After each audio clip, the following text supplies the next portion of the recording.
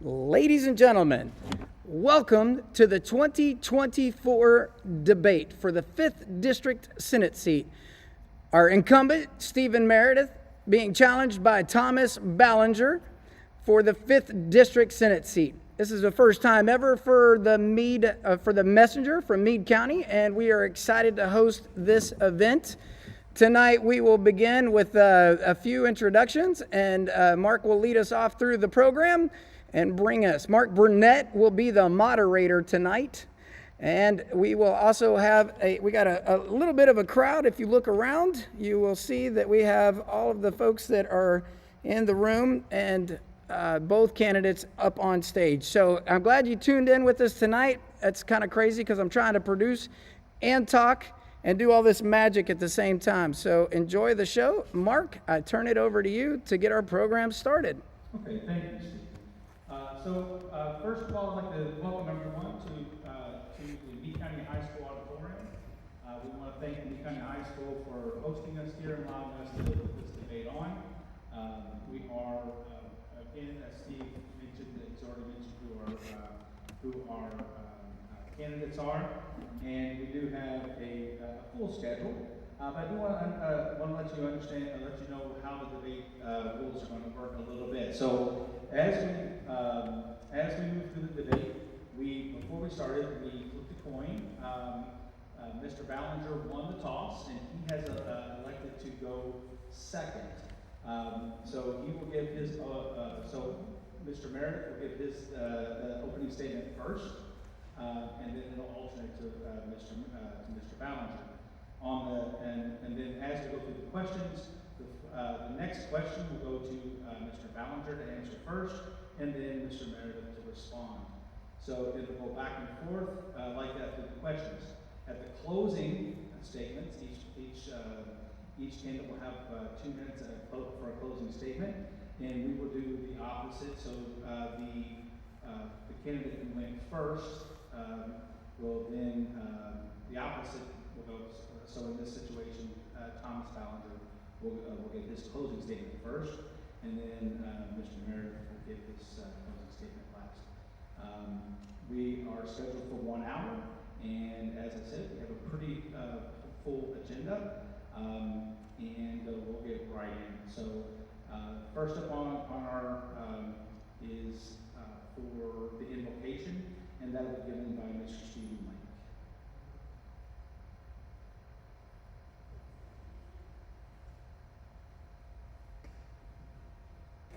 Sorry, run through an audio problem.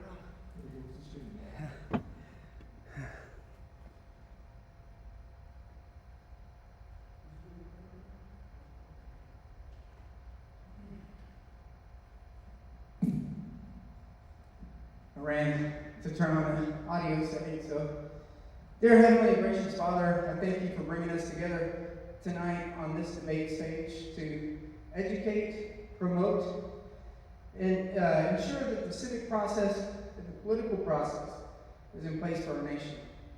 I thank both candidates, and I ask for your blessings over them. Tonight, I hope that we have a wonderful debate that explores many subjects important to the citizens of Meade County and the 5th District. I ask that you pray over both candidates as they move forward through the election process, and to all the constituents that vote and support for their efforts. In Jesus' name we pray, amen. Okay, thank you, Steve. The next up is our Pledge of Allegiance, which will be led by Judge Executive Troy Koch.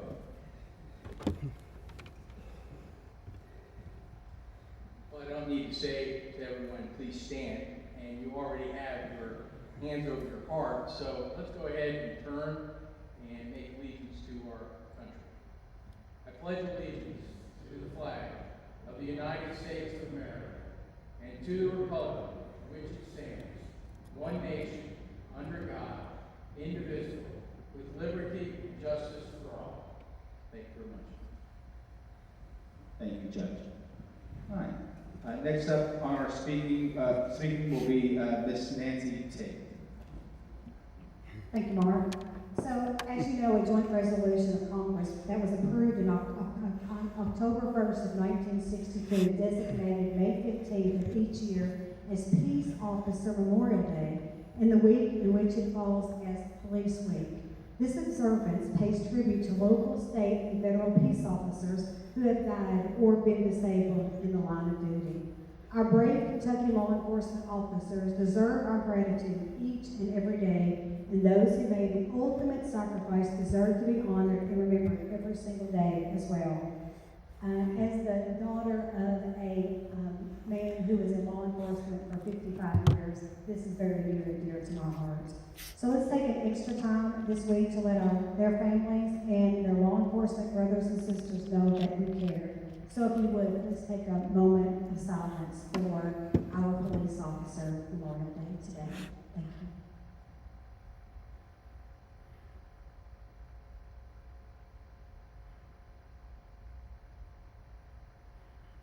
Thank you.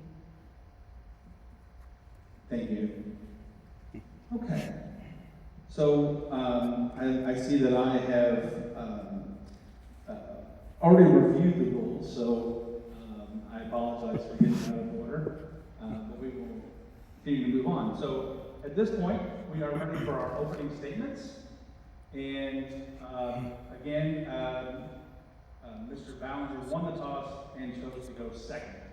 So that will, Meredith, Stephen Meredith, would you please open us up with the first statement? We want to certainly appreciate being here tonight and seeing some great friends and great faces. You both bring back some great memories, and I appreciate you being here.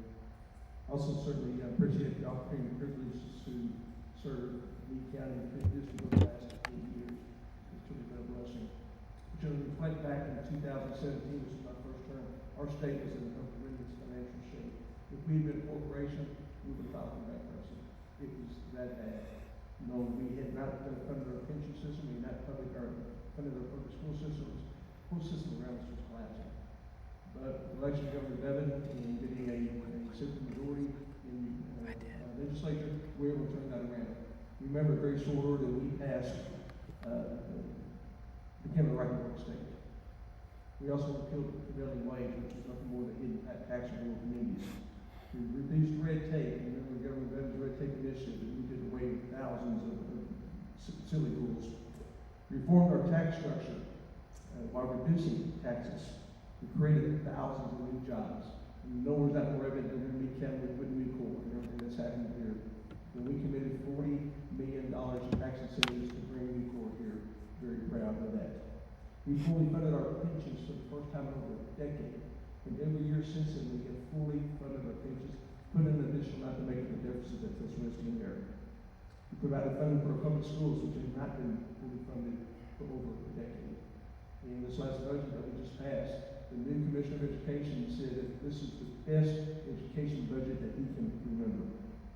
We brought high-speed internet to rural Kentucky, and that may sound like a small thing, but that's a big thing. Governor initially wanted $50 million for that program. We said, no, $350 million is what we need. We started to rebuild our community infrastructure, and we'll continue to do that. We brought financial stability to the state that we had not seen for literally decades. We're truly in the best financial shape that this state has ever been in. Not that we still have some significant challenges ahead of us, but we are solid, as evidenced by our rainy day fund. Close to $4 billion. 2017, we had 4 days of cash available for emergency situations. Now it's one of the strongest rainy day funds in the nation, and so strong we were able to get almost $3 billion of that funding to new projects throughout Kentucky. We've improved our credit rating as well, which saves us thousands of dollars in interest costs. One of the things I'm probably most proud of is that we're the strongest pro-life state in the United States. I have not done it by myself, it all relies on relationships. And I think I have those relationships in our legislature. I see my friend and colleague Nancy Tate here. You do things for other people. I have those relationships. As evidenced by being the chairman of the Health Services Committee. And I've got a unique role that I'm also co-chair of government contract review. So I think speaks to the credibility I have within my Senate and with my colleagues. I look forward to hopefully 4 more years. Thank you. Thank you. And Mr. Ballinger, your opening statements. Yes, my name is Thomas Ballinger. I'm disabled veteran, and our veterans, one of the things that I truly want to stand for is our disabled veterans. Our veterans' affairs are out of order. It's taken a long time to get the facility built in Bowling Green. I find it ironic that it goes into effect or be completed this year, an election. But saying that, I will stand behind the veterans 100%. No ifs, ands, or buts. Infrastructure-wise, the state of Kentucky, especially this district, has some big issues in our infrastructure. Water is one in this county here. Water is just about an issue in Breckenridge County. They've got a tower that's leaking very bad right now. We have to put a lot of our extra funds that we can get a hold of into our infrastructure. Because if we don't have a strong infrastructure, we will lose it. Right now, with the water issue here, GDP in this county is looking to drop about 2%. We have to spread the wealth out among all 5 counties, not just one. So with the, I'll reiterate what Mr. Meredith said, pro-life, proud to be part of that. Point blank. The Second Amendment, we are one of the strongest Second Amendment states. No red flag laws. 0. Our guns are ours. And I will stand beside that all the way. Sportsmen's rights. That's another thing that's not mentioned much. Sportsmen's rights. The sportsmen are a voice in all 5 counties, and they will have a voice in the Senate. The Game and Fish is responsible for a little over, I think it was somewhere in the neighborhood of $160 million total revenue that they generate through the state, i.e. taxation for foods, hotels, license sales, equipment sales, and stuff like that. That is a generator for revenue. Teachers' rights, our teachers' retirement. Our teacher retirement program is still broke. It had a 10% loss last year in the debt meeting. So that means they have to do 20% this year to make up. Now the legislation did drop some dollars into that fund. Even with them dropping them dollars into that fund, for every dollar that the teacher puts into retirement, we're still paying 2. It needs to be a 1-in-1 situation. If we were a corporation, we would not have that. The education system through the state, in our district especially, we have got some of the better ACT scores across the board, but it's only like 5%. We need to expand that to 15 to 20%. You've got an organization in Bowling Green called Academy. We need to have more kids in that program, and they are willing to take applicants from this area. They just don't get the applicants. Those individuals, young men and young women there, they are some of the top 5% in the country when they come out of the UK or wherever they decide to go. Thank you. Thank you, Mr. Ballinger. Okay, as we transition to our first question, Mr. Ballinger, this question will be for you based on our point of view. So the first question, the topic is the economy. Under President Biden's administration, the United States has experienced significant year-over-year inflation increases. What measures taken by the Kentucky State Senate do you support in addressing this issue? And if elected, what specific actions would you prioritize over the next 4 years to mitigate inflation's impact? Oh, sorry. The economy, under President Biden's administration, the United States has experienced significant year-over-year inflation increases. What measures taken by the Kentucky State Senate do you support in addressing this issue? And if elected, what specific actions would you prioritize over the next 4 years to mitigate inflation's impact in Kentucky? Inflation is a bad thing for the state of Kentucky right now. Rising cost of products, goods, transportation, everything across the board. We can address at our state senate level the federal taxes, but we can cut our taxes on the lower end. I also suggest is dropping some of the fuel tax. Right now, the Senate has an automatic suggest that we drop that. Diesel fuel's always right at $4 a gallon. You've got truckers now and transportation companies that need $3 a mile to even make a living at, and they're getting offered $1.50. That's one reason that your transportation is getting up so high, because so many truckers are getting out. Fresh produce is catching a lot of taxation coming into the state. Produce is something that we all like. We all like fresh produce. It's a good thing. Canned foods aren't as bad. Fresh meats are the same way. I applaud our last ag commissioner for taking up with the giving grants for new slaughterhouses, because that opened up probably 21, 22 slaughterhouses across the state. So now people can get their own meats slaughtered, and it's considerable savings, because I do one every year, and it's about half the cost when you raise your own. And if you bought any steaks or any hamburger meat, it's high if you buy it at the grocery store. Thank you. Okay. Thank you, Mr. Manager. Mr. Meredith, same question. Thank you, appreciate the question, and I think the most significant action we can take, we've already started, and that's reducing personal income tax. You know, since 2018, we have reduced personal income tax 3 times. For people in Meade County, based on their median income, that's putting over $100 a month back in the pockets of working families. That's significant. And as we continue to work towards zero-based personal income tax, we'll see that grow even more. When it's all said and done, we will literally be able to put close to $4,000 a year back in the pockets of working families in Kentucky.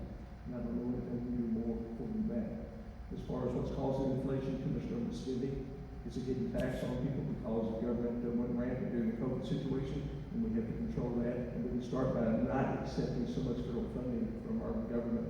I'm chairman of the government contract review, and I'll tell you, yesterday we saw, I think, 850 some contracts, and it was in excess of like $49 million. A lot of that 100% federal funding that we don't need. Secondly, when we accept federal funding, it locks us into federal mandates that we really don't want. So I really want to look at a program that's going to be more selective in how we accept federal funding to make sure that we're doing it for the right purposes and it's not inflationary as it has been. Thank you. Mr. Ballinger, any rebuttal? Yes. I think the Senate's going the right way, and the House. I mean, my opponent there is talking about a lot of issues there that are dealt with 38 senators and 100 representatives. There's a lot of different people that's got their hands in different pots, but no one person's got his hand in all the pots. The personal income tax is a good thing, and that will put money back. But when you're paying a high sales tax on everything, it will negate each other. You're getting taxed on several additional items over the last 2 years. You have to control your taxation across the board, not just on one side. And that is what I call getting rid of some of the regulation. You know, they're telling you what we've got to spend. Right now, you're getting about 17 cents out of your dollar. Okay. Mr. Meredith? So we got to do exactly that. You know, in order to get these tax cuts that we give to working families in Kentucky, we got to broaden the basic sales tax, send some more tax support, like tattoos, cosmetic surgery, lobbying efforts, and you'd have to spend presently over $18,000 on those new taxable services before the sales tax of that service would be greater than the income tax reduction that you receive. That's how you grow economy. By reducing personal income tax, we give people more discretionary income, and they go out and buy things. That's what we do. And that creates jobs in Kentucky, which in turn creates more tax revenue for us. That's how you build a strong economy. That's one of the principal reasons we've had so many new jobs available to us in Kentucky. Thank you. We're going to move on to another question. So question number 2, this will be for Mr. Meredith, I believe, to answer first. Veterans in Kentucky. Kentucky boasts a proud tradition of military service, with a significant number of its citizens volunteering for the armed forces.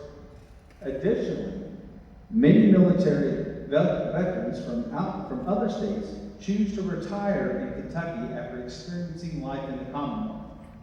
What specific initiatives would you advocate for in the Kentucky Senate to support and benefit our military veteran citizens? Well, thank you, and I think we're already doing that, and so we can build on it. I'm a member of the Veterans Military Affairs and Public Protection Committee, and our goal is to be the most veteran-friendly state in the United States. And I think we've taken a lot of steps towards that already. You look at the current budget, and we budgeted $375,000 to the Veteran Service Organization for grants. We've budgeted $400,000 to protect the homeless vets. We've budgeted $640,000 for the National Guard Burial Fund. We've budgeted $33 million for Veteran Service Organizations so they can operate those. We've budgeted $238,000 for our Veteran Service Organization Honor Burial Guard and the new Veterans Nursing Home in Bowling Green. The budget for that this current biennium is $28 million. That's going to be a 90-bed facility which we approved back in 2022, and it's the first one in the western part of our state. We've also budgeted $2 million to USA Cares. So we're making an investment in our veterans. We want people to be here. And I hate to be redundant, but again, the personal sales tax is a big part of that, because you can look at Clarksville, Tennessee, or Fort Campbell, and when they leave service there, they're not coming to Kentucky, they're going to Clarksville because of zero income tax. So by eliminating that, it's going to help recruit and retain veterans in Kentucky. Thank you, Mr. Mayor. Mr. Ballinger, same question. Yes, with the veterans organizations, what you have to look at, and I'm going to go back to Senate Bill 39, or House Bill 39.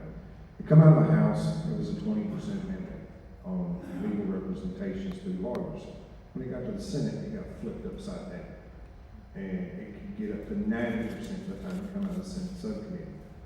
And everybody said, oh, I voted for it. There was one veteran there that stood up, and there was a veteran from Bowling. He killed it. And we really appreciate that, because new veterans coming out, this era right here, a lot of these new veterans have served most of their career, if not all of it, overseas. So you have to be able to stand beside those veterans. There's over 600 homeless veterans in the state of Kentucky, and about 20% of that is the younger generation, because they were having so much problems getting their veterans benefits. It's a monster, and it needs to be simplified. The Veterans Affairs, the $300 million that you talked about, or at 330 million, so whatever that was an operating cost. When you go to some of these VA clinics, and I go to one, it's just an aid station. It's not really anything but an aid station. I have seen veterans come in there and be homeless, and they cannot help them. We have to establish a connection between the veterans and being able to resource them to where they need to go. And as far as the income tax, we're losing a lot of veterans going to Tennessee. I suggest we cut it from veterans right off the bat and let the other work it out as it's going. These veterans have paid their dues. Don't have to pay it again. Mr. Meredith, rebuttal? Well, first, regarding medical services for veterans, that's provided by the Veterans Administration, which is federal government. We can't influence that a whole lot. But you made specific mention of House Bill 39, and the purpose of that bill was to protect veterans' benefits, because some predatory agencies out there that are going to veterans say, we can help you get your benefits, and by offering that assistance, they're charging them usury fees.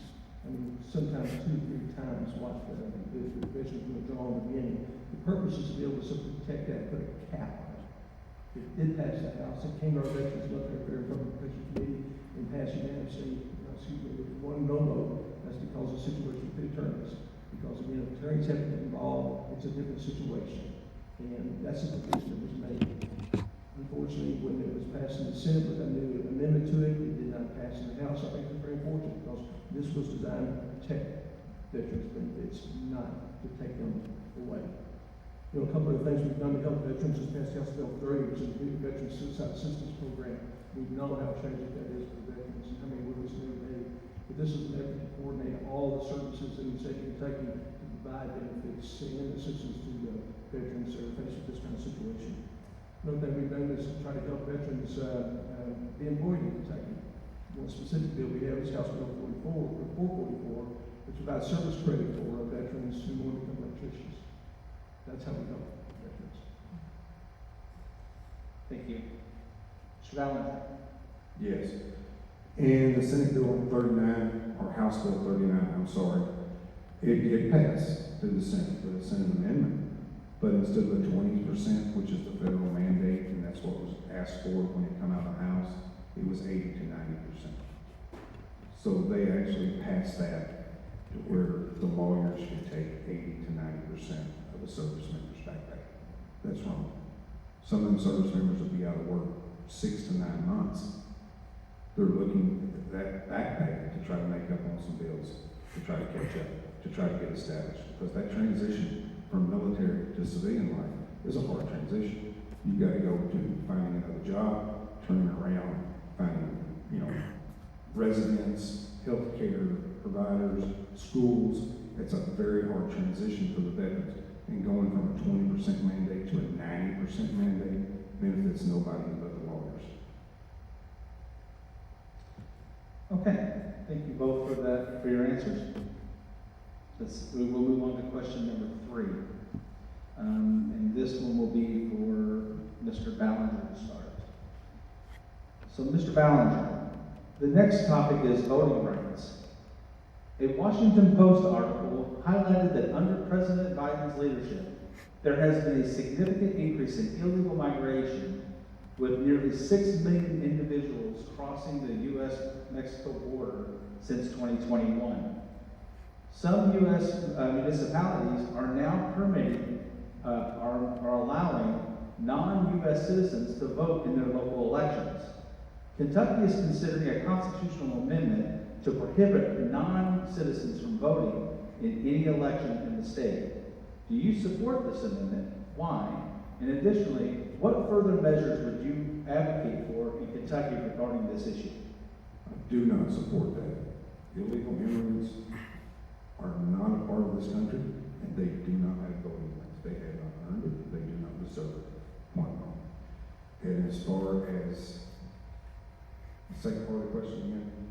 The second part of the question is, do you support the amendment? No, I do not support that at all.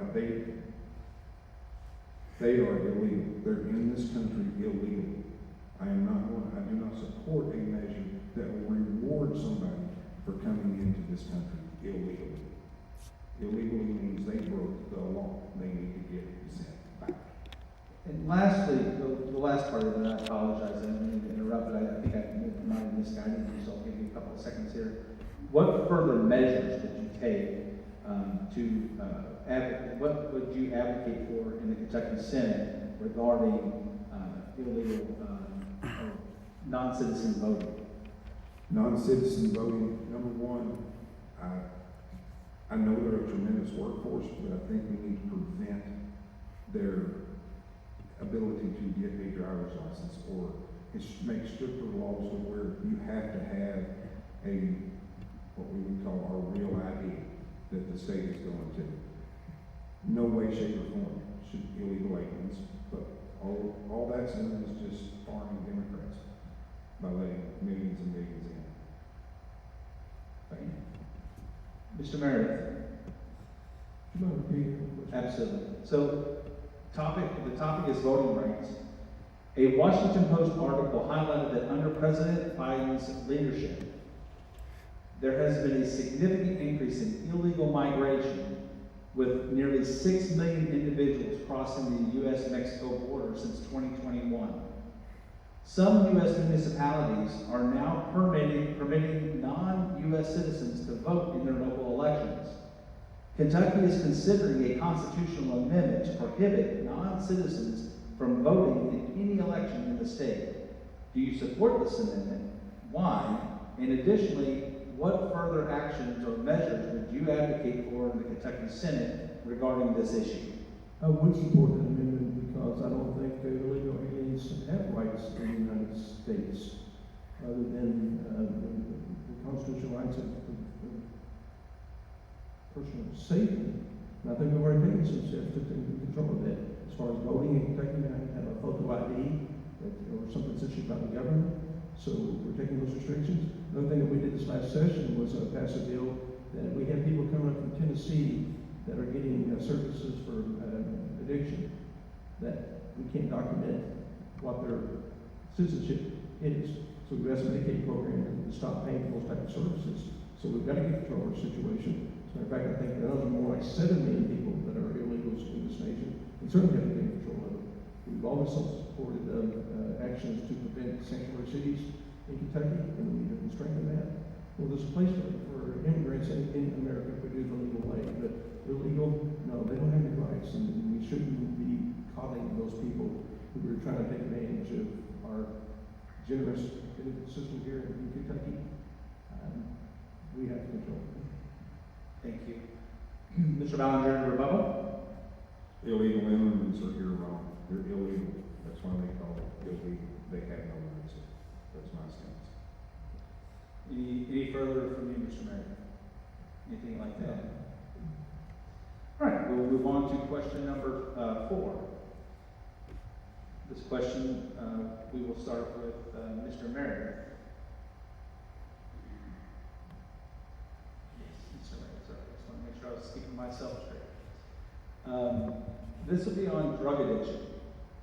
So question 4 is, the ongoing influx of opioids, particularly fentanyl, into the United States, combined with the significant illegal production of methamphetamine within Kentucky, it poses a critical challenge to Kentucky. What specific initiatives would you support to eliminate opioids from our communities and provide treatment for individuals addicted to these substances? I want to get on vacation and steps in that, and I want to give a shout out to Attorney General Daniel Cameron and to Russell Coleman both. They've done a great job in controlling illegal drugs coming into Kentucky, particularly with Russell Coleman's background as a former federal attorney. He can tell you war stories about that. You may remember during his campaign, he mentioned about how deaths in rural Kentucky increased by 69% as a result of this. So certainly want to give law enforcement the assets and resources they need to control that. Need to better cooperation with the FBI, state police, city of Louisville. Something like the idea that Daniel Cameron had of having a state police post in Louisville to focus on that and put as many resources as we can into it. And certainly the addiction side of it, we're pouring millions of dollars into addiction recovery. I heard a figure yesterday about the number of drugs that we are giving out to counteract the reaction from this. And it's amazing. It's a very long society that we have to control, and it takes a coordinated effort between law enforcement, our judicial system, and certainly our social services department. It just doesn't go away by itself. So we have to focus more on that. Okay. Mr. Ballinger. The opioid epidemic, that's a bad epidemic.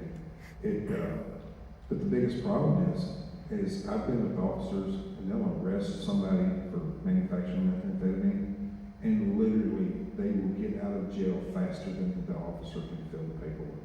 And you ask why? Don't have enough jail space. Butler County's 12%, 15% over. Beaver Dam is over. You know, there is no space in our jails. So they've got together and tried to do a 3-county jail. The state had the land. It was an old boys camp. It's got an ideal facility already in place for the opioid treatment, but they need to build a jail to where they can hold the people accountable and they don't beat the officers out of the courthouse and then laugh at it because the judge can't do anything. There's nowhere to put them. So until we build and hold them accountable, they're just going to do it and beat the officers out of jail. And I've literally seen them standing in the parking lot at City of Martin. They know there's no space in the jails. So until we hold them accountable, they will not quit. They'll just keep pushing. And the officers are starting to get wore out. It's getting pretty bad because I've got several friends that are officers and they're getting tired of seeing the personnel keep leaving the courthouse before he ever gets the paper done because they cannot house them in our jailing system. Our jails are broken and need to be fixed. Thank you. Mr. Meredith, do you have any rebuttal or further comment? Well, in theory, that sounds good, but as Representative Tate will tell you, we spend 60% of our budget on education, 20% on the medical assistance program, 10% on incarceration already. That leaves 10% of our budget to cover every program in Kentucky. If we're looking at building more prisons, more jails, I'm not sure where those funds are gonna come from without costing other programs. I think there's more effective ways of doing this. Certainly with more security on our borders, we're going to take care of part of that. And that's probably the first focus because we know that's where that's coming from. And I'd like to see the focus on that first. More incarceration is a very expensive proposition. Mr. Ballinger. It is a very expensive proposition, but if your jail is built right, your state inmates are getting paid by the state. So that can offset your federal inmates and the people that are already been convicted can actually be used as to generate that type of money. Grayson County jails, it runs in the black, it's not in the red. So it is a possible way to do it, especially with the land that they don't have to acquire. And it's already got the drug treatment facility already set there. So there is an ideal opportunity to build that complex and bring 250 to 350 jobs to a very rural area. Thank you. Question 5 is for Mr. Ballinger to start. This topic is on healthcare. Given that Kentucky is predominantly rural, with only 32.5% of the approximately 4.5 million residents living in cities with populations greater than 26,000 people, the state faces unique healthcare challenges. What initiatives would you support to help Kentuckians manage their healthcare costs? Moreover, what steps would you propose to give families and their doctors more autonomy in making decisions about basic medical procedures that could improve their quality of life? Okay, Kentucky's healthcare is run under a CON program, Certificate of Need. If any organization wants to build a hospital, a clinic, a radiology, anything with medical, it has to come through that program. And that limits a lot in the rural areas. So most of the real rural areas have only got one office. It is a way of monopolizing our health care. There's states out there that have gotten rid of Certificate of Need and went to just a minor where they did senior living facilities and stuff and ambulatory care. And their healthcare costs dropped by over 25%. Right now, a lot of the doctors are looking at, they literally are mandated by the insurance company what they can do. If we don't get control of the insurance companies, give you for instance, Humana's profit last year was $22 million. And some people say, well, the hospital's got to make money too. I understand that. Owensboro Health Center, healthcare, they made over 1.6. They're making money. We just got to hold their feet to the fire and get the price down. Mr. Meredith. There's a real dichotomy in healthcare, not just in Kentucky, but the United States with urban versus rural. Urban communities are making money, but not rural Kentucky. And Bill Certificate of Need in Kentucky will be the death knell for the majority of rural hospitals in Kentucky. And not only does that impact from a healthcare standpoint, but many of them it's a major employer for their communities. They cannot survive. Currently, rural hospitals serve 75 to 90% of the patients in Medicare and Medicaid. Neither one of those programs pay for the cost of care. When I talk charges, cost. So how they survive, it's a failing business model. Well, to survive in the small percentage of commercial pay insurance that they do get. If you Bill Certificate of Need, you're going to have for-profit providers come into rural communities and see only their commercial pay insurance, and you will lose your rural hospitals. That's not how you reduce costs. And by the way, Kentucky has the lowest cost of any state in the surrounding area. If you want to improve health care in Kentucky, the first thing you do is focus on the administration of it. We're spending 30 cents of every dollar just on administration of health care.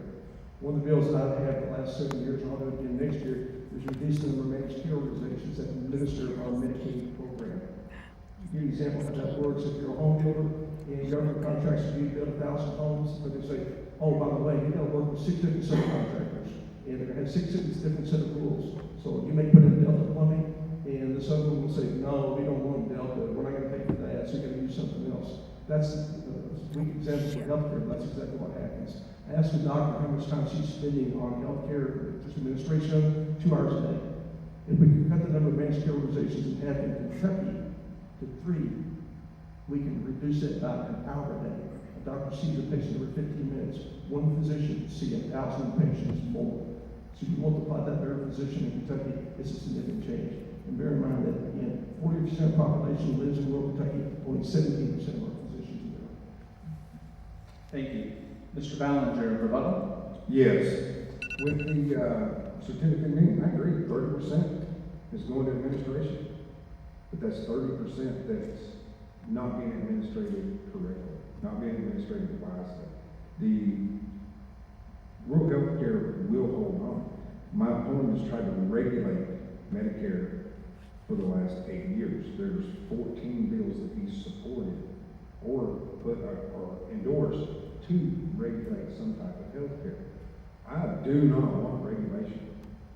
The less you regulate me, the more I like it. And there's a lot of people in this district and in this state that like that.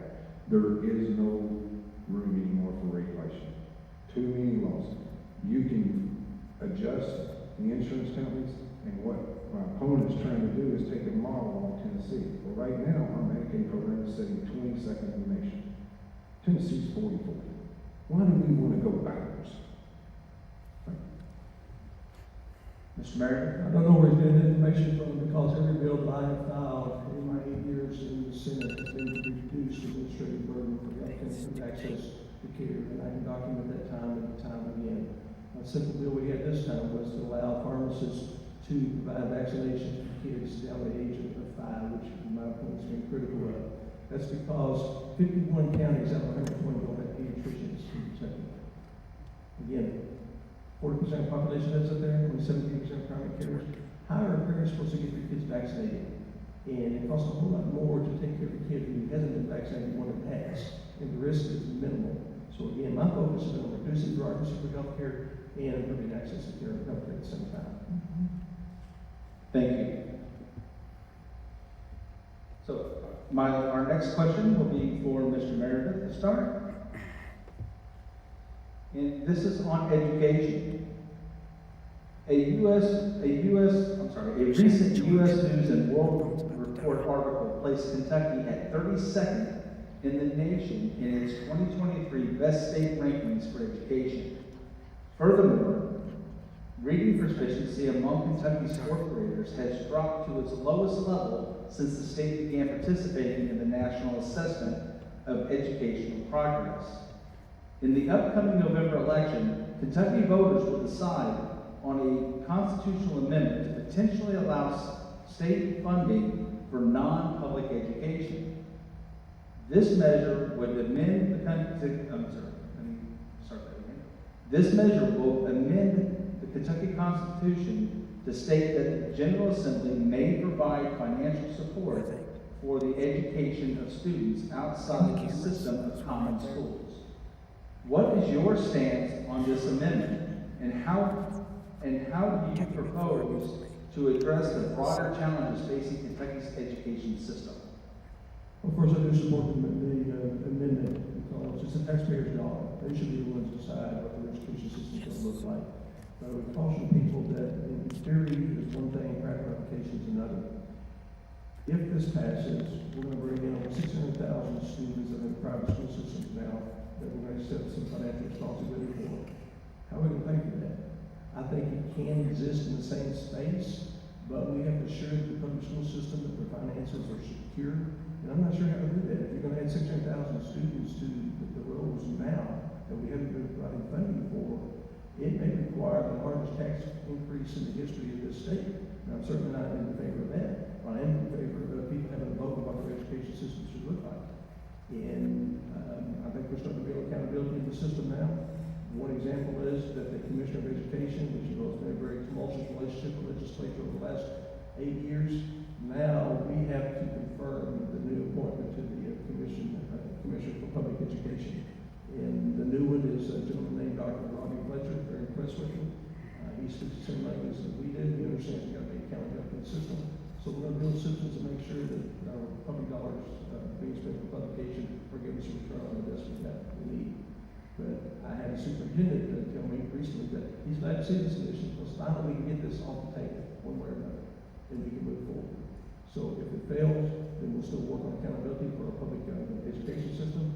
If it passes, then we're going to have to work to find innovative ways to make it work for everybody to still support public education advance together, because it will always be here. Thank you. Mr. Ballinger. I do support that program. I think it can be a very useful tool. A lot of the schools are thinking proficient is good enough. If they start losing some money, the superintendents and administrators will start holding the teachers' feet to the fire and holding themselves to the fire, where we have to be distinguished. We have to step up our game. Our parents want to bring our kids back to the public school system. I think there's several humongous hurdles to go over. Right now, a student, the average rate is somewhere in the neighborhood of $4,100 or $4,080 per student. You add $600,000 to it, you're going to drop that down to about $2,250 roughly. So you're adding a tax burden. I think there should have been a few stipulations put in the bill, but this is one of the open-ended bills where, okay, if it's passed, we will try to make it work. That's to be seen, because it'll be on the ballot. I do want to address one thing on the last thing. 274 was what the vaccination was. 43% of 5 and 6-year-olds have an allergic reaction to some of the immunization shots. If you're in a pharmacy and a tech is giving your child an immunization shot and they have an allergic reaction, are they going to know the medical procedures? There's no oxygen there. There's no healthcare provider there. You've got a pharmacist and some pharmacy techs. Let doctors do their job, let pharmacists do their job. Thank you. Mr. Meredith, do you have a rebuttal? I do. It's absolutely not true. Only 19% of adolescent patients have reactions to vaccines. 19%. And the risk of not having a vaccine is much greater than taking the vaccine itself. Also remind you again, there's not healthcare providers in rural Kentucky to get the vaccines. What are parents supposed to do? The only option they have is to take a day off of work, drive miles and miles and miles to get their kids vaccinated. But that number he's given, that is not correct. And pharmacists are professionals. You know, we saw that during the COVID pandemic, because the first time they were allowed to give vaccines, COVID vaccines to children up to the age of 9 and older. There was no tort events as a result of that, because these are professionals. They're going to have a written protocol from a physician before they can give that vaccine. They got to have a physician's order. So it's about as safe as you can get. Pharmacists are skilled professionals just like every other healthcare professional. We've gone a little bit off here, but I'll allow you to have the last rebuttal on that. If you can look on my Facebook, it's published right there, 43.8% have an allergic reaction. I've got 3 friends that are pharmacists. They don't feel comfortable doing it, but they learn to ask. 43. Do you want to take that chance with your child? Thank you. We will move on to question number 7. Question number 7 has to do with the Kentucky legislative process. Over the past 2 years, the Kentucky legislative, I'll try to speak a little bit clearer. Kentucky legislative process, and this is for you, sir, so let me make my note.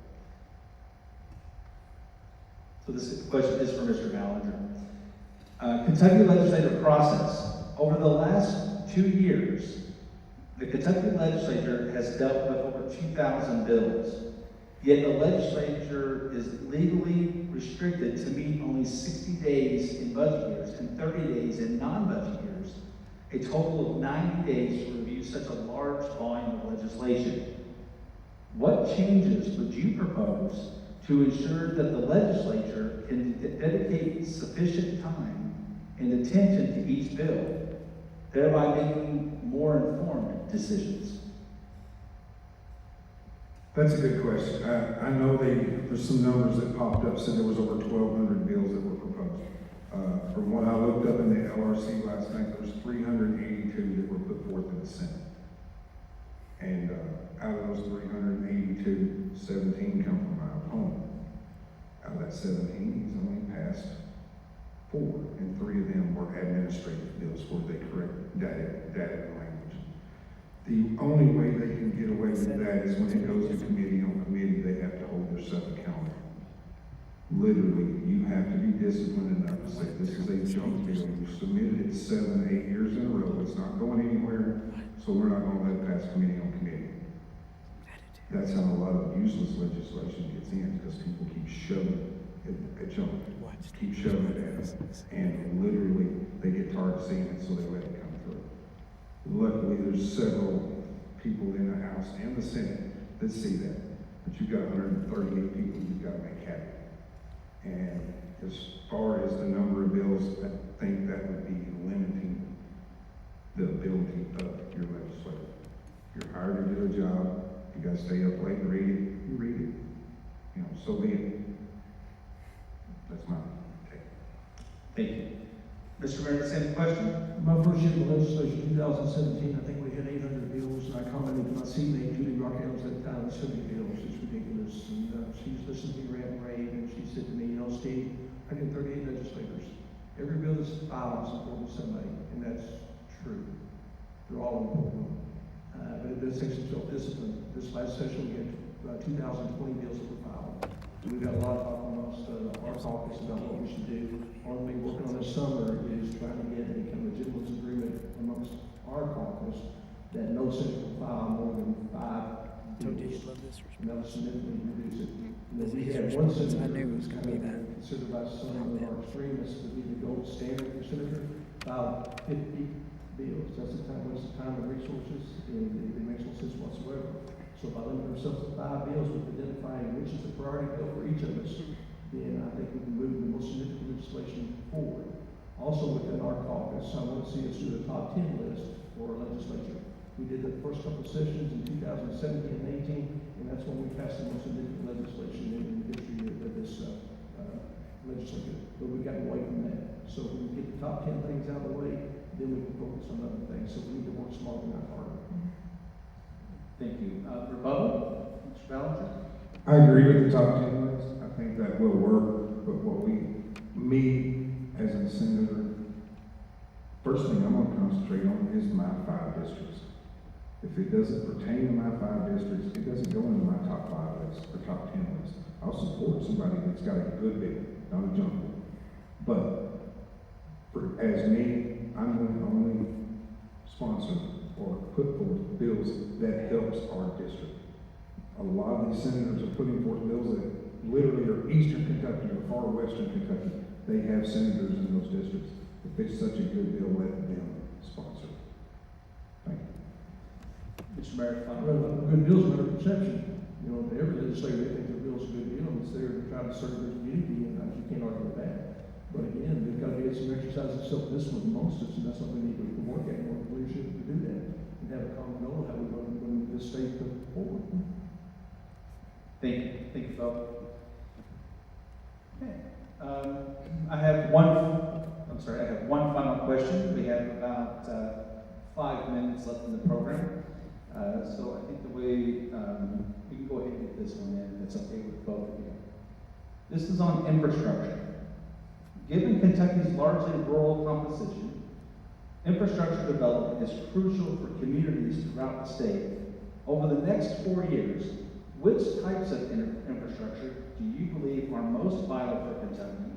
And additionally, what specific measures would you support to enhance these critical areas?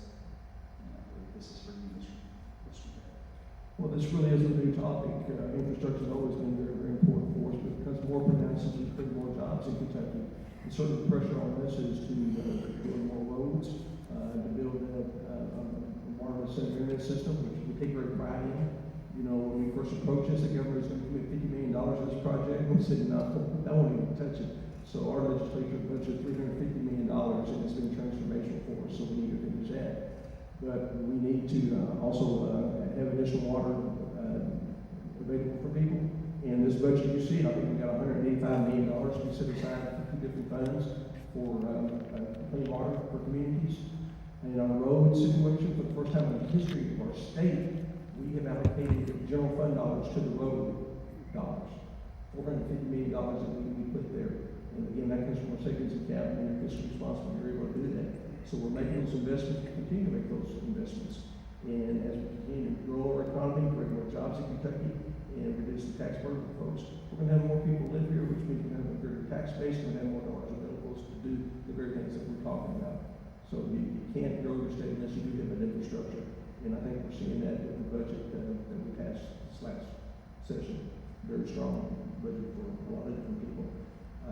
Is there everything we want it to be at this point in time? It never is. There's never enough money for everything, but probably the best position that we've ever been in because the financial position is great for Kentucky. Thank you. Mr. Ballinger. Yes, sir. Same question. Well, I think you put the cart in front of the horse. Number one, you've got to have a infrastructure. You've got to have water. You've got to have utilities. And right now, you've got 2 counties out of these 5 that water is a issue. Not a $10 million expansion for an airport, not a road widening for an industrial park, or not building an industrial park. If you want to build an industrial park, you literally have to be able to support the people that are going to live in that area and work in that industrial park. Recently, we just had a water failure in Grayson County. You see it all through there. Everybody in and out water, and it's a good thing. I'm glad they got it fixed and everybody got moved in. But what happened 2 years ago when y'all ran out of water here on Christmas Day? Would they come through handing out water, asking if you do anything? It's a forgotten problem. Y'all have grown so fast, you have outgrown your water system. And that needs to be addressed because it's going to start affecting your GDP hard because nobody is going to want to invest in a community that cannot sustain their own water source. Thank you. Mr. Meredith, rebuttal? Yeah, I hope you heard what he said. It's just the proverbial cart before the horse. You've got to have the infrastructure in place before you can recruit the industry. You really think that y'all could have the infrastructure in place before we recruited people? It comes after. You got to do it in tandem. And we talked about that in great detail about the challenge that we presented to Meade County and Brandenburg of recruiting people. That it wasn't the challenges, and we have to grow our systems and do that. Very proud that Nancy and I were able to get a $10 million allocation for Meade County and Brandenburg in the 2022 session to do that very thing. And we'll continue to advocate for that. But you can't build it and then hope they come. You got to bring them here first. And Mr. Ballinger, final rebuttal. $10 million is a Band-Aid for what y'all have to do. I've looked at your water plan. It's a sound water plan. But in order for y'all to sustain any type of growth or to grow any more in the future, and not only the growth issue, it kind of breaks down to a safety issue. If we get a real hard cold winter, say 6-8 days into it, because usually y'all run out of water about 4 and 5 days, and somebody has a major fire, y'all run out of water, what are you going to put it out with? Snow? You have to have water. Water is an essential. Thank you. Thank you. And as we talked earlier, that's all the questions that I have today. Thank you both for taking the time to answer those questions. I think we had a lot of good information from both of you. It's time for closing statements, and as we said when we flipped the coin earlier, Mr. Ballinger, I believe you will go first with your closing statement. You'll have 2 minutes. Thank you. Yes. As your next senator, infrastructure will be top of the list. You have to have water, you have to have electric, you have to have roads. You can build your industry slowly instead of dumping millions upon millions of dollars and hoping they will come. You have to develop your infrastructure where it can support it. Right now, what they kept saying about Newport, I think it was Newport, or one of the industries here, they're running an emergency water system out of the lake. You have to have an infrastructure. When it comes to the veterans, you're first. I will have your no ifs, ands, or buts. We've stomped the same mud holes. I will be there for you. When it comes to illegal aliens, we have to develop a better system to where they do not get IDs and they're not driving out on our roads. A friend of mine the other day got hit by somebody, no insurance, no driver's license. We have to hold them to a standard, which goes back right to having a jail system and working with the ICE where we can ship them back or send them where they need to be. I appreciate your vote. May 21st, everybody, please go vote. Thank you, Mr. Ballinger. Mr. Meredith, closing statement, 2 minutes. I think it boils down to what do you want legislators to do? I think you want them to create jobs, you want to reduce taxes, you want to make sure we pay our debts, speak to the pension fund, we have to fund essential services, we want to reduce bureaucracy, we do want to improve our roads and infrastructure, and overall improve the quality of life of people that live in our communities. But the job's not done. We've made some tremendous strides over the last 8 years, but it's hard to overturn 100 years of bad policy that we've had because of the Democrats that dominated our legislature and our executive office. The job's not done. That checklist I gave you there, I think I've done each and every one of those. I look forward to working in partnership with Representative Tate and continue this move forward and meet the needs of our constituents and do the thing. And again, we want to be the strongest pro-life state in the United States. Because if we don't have respect for life, we've got nothing else to build upon. It's been an honor and pleasure to serve this last 7 years. As given the opportunity for just 4 more. Thank you. Thank you. Thank you to both of you.